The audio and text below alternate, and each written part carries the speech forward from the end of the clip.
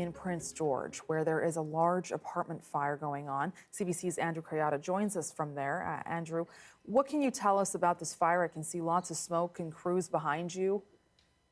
Yeah, you can see, I'm not sure if you can see it from here, but there is still water being sprayed on the building from at least two different locations here. This fire broke up about 6 a.m. this morning, I've been told.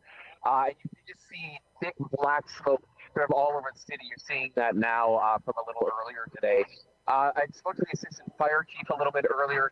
He told me about 50 people were evacuated. At that time, it was about an hour ago. They had done a sweep of all except for two of the buildings where there were still flames, or two of the units rather, and said that they believed they had everybody out.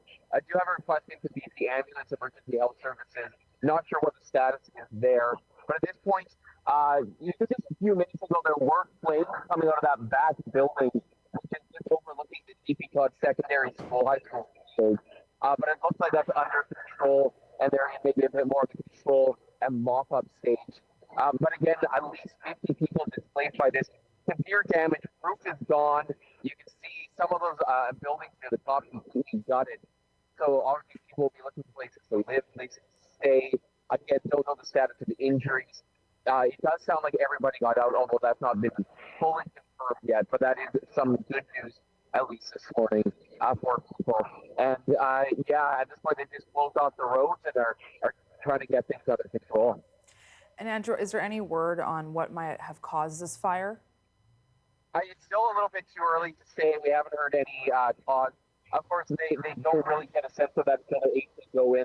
And at this point, that seems not safe. They're not able to get to that building. I am looking again now, and there's an entire back wall. And that apartment is gone, unfortunately. And earlier, you can see pieces of the building falling off to the ground. So it will be a little while before they're able to get in there and get a sense of what happened, where this started. Yeah, it definitely looks like a major blaze there. We'll try and keep you updated on this. Thanks so much, Andrew. That's again Andrew Kurjata from Prince George.